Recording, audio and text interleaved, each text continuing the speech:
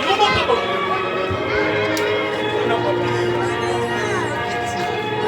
Galileo. Dalawang nagdasa. Ang naralusan. Ang ugali ay pinagugat.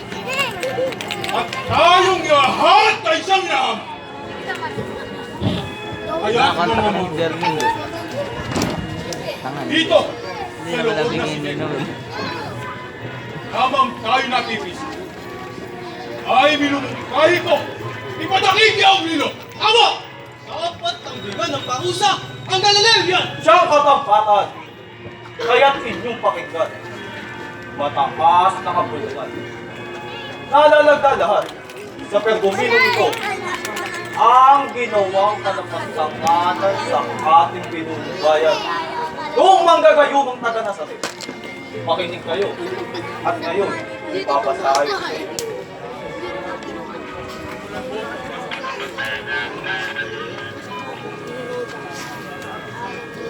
Dahil ng mga bigura, ang kanyang pasimula, kayong mga Pariseos, nanililinis lamang ninyo ang labas ng pinggan, ngunit ang loob ay punong-puno ng kabulukan at kasamaan. At sila, mga hangal, ang wika, ang may gawa ng nasa labas, ay di siya rin ang may gawa ng nasa loob.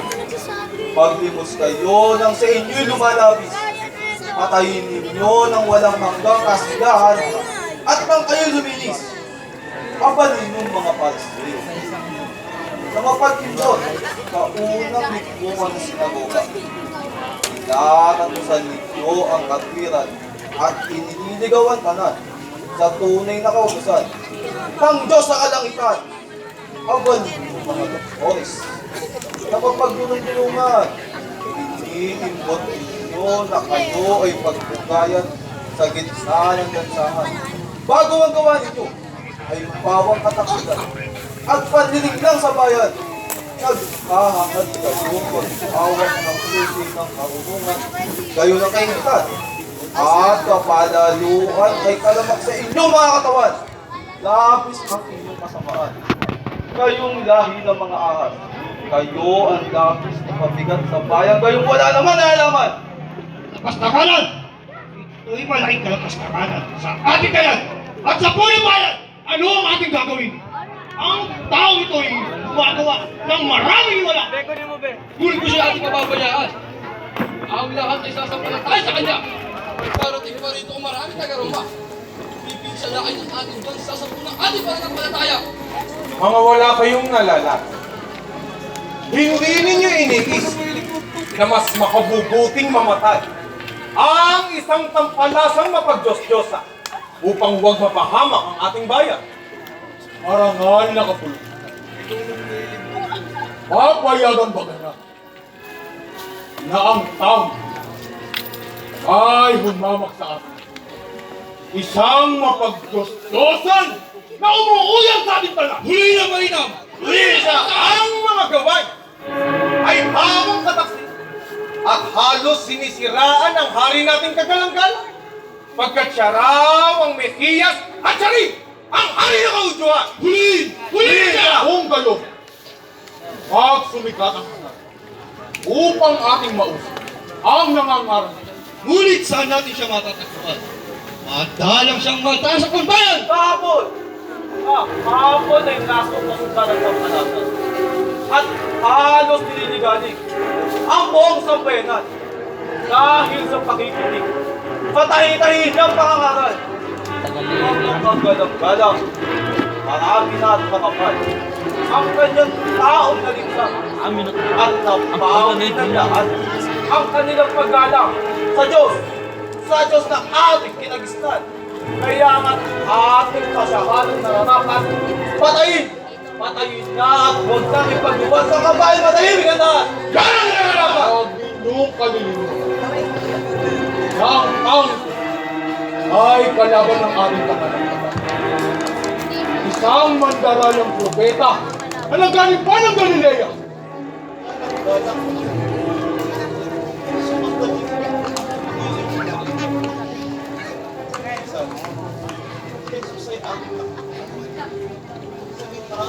mahabang oras. At ayaw paliwasan. Maganda ko.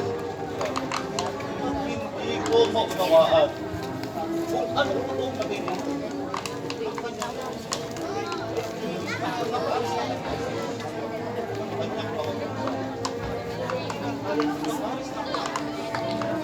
hindi ko makalastas sa kanyang ganito maalaman.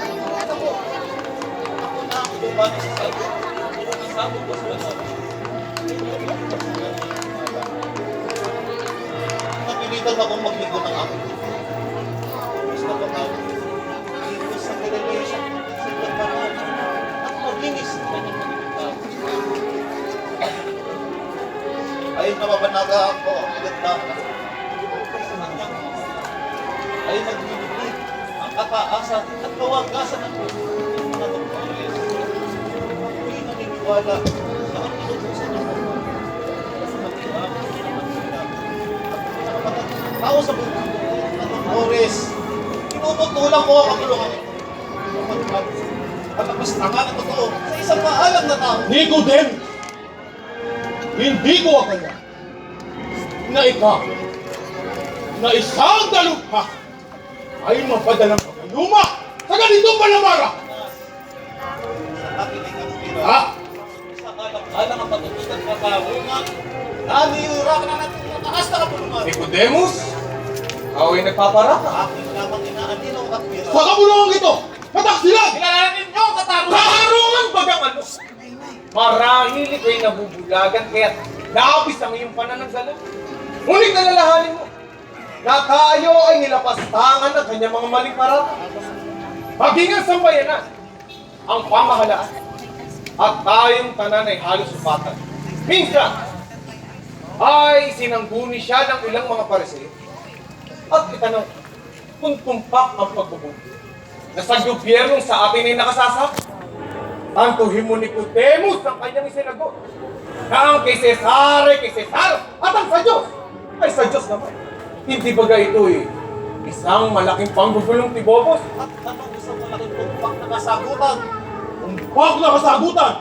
Nicodemus! Pagdilig ka lupo! Marahil ay hindi. Kapagkat hindi kayo marunong umulo o umintindi sa mga talinghaga niya sabi, Kabulaanan! Kabulaanan! Kabulaanan sapagkat binabalakot ninyo ang katwiran at ang pananatay kinapapota. At may pagpapalagay mo papagka Nicodemus ang isang kabanalan ng langit ng kanyang ginagawang paggugulit. Marahil ay hindi mo natatalo sa iyo.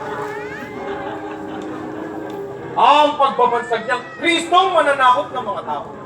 Minsan, ay iniharap sa kanya ang isang babaeng naglililos sa kanya kasama na ang ayon sa kasulatan ay dapat kapatay. Ang ginawa ay isiniwalag pa sa pagsulat sa lupa ang tala ng iba. Ganyan ba? Ganyan ba Nicodemus ang nagbabansag ng isang anak ng Diyos? Sumusuway sa mga utos. Lahat ng imputo ni Nicodemus ay isang malaking panggugulong tibobo. Lalong magawa-gawa ang inyong ginagawa. Nakapagtataka ang inyong mga pahiwatig. Anas, kahit ba sabi ko, Bilod? Sayang at kinilala ko yung mga punong bayan. Ngayon wala pala kayong nalalaman. Nicodemus! Nicodemus! Pag-ibig mo! Darating ang araw na kayo ang magpupuntungan ng sisi ng bayan. Ang walang kailangan! Doon ay makakalastasin ninyo ang kapulungan. Ang isang abay mapalibabaw, yuyurang sa bangis, ang palagan ninyong isipan na. Kailangan! Kaya sa kabakan!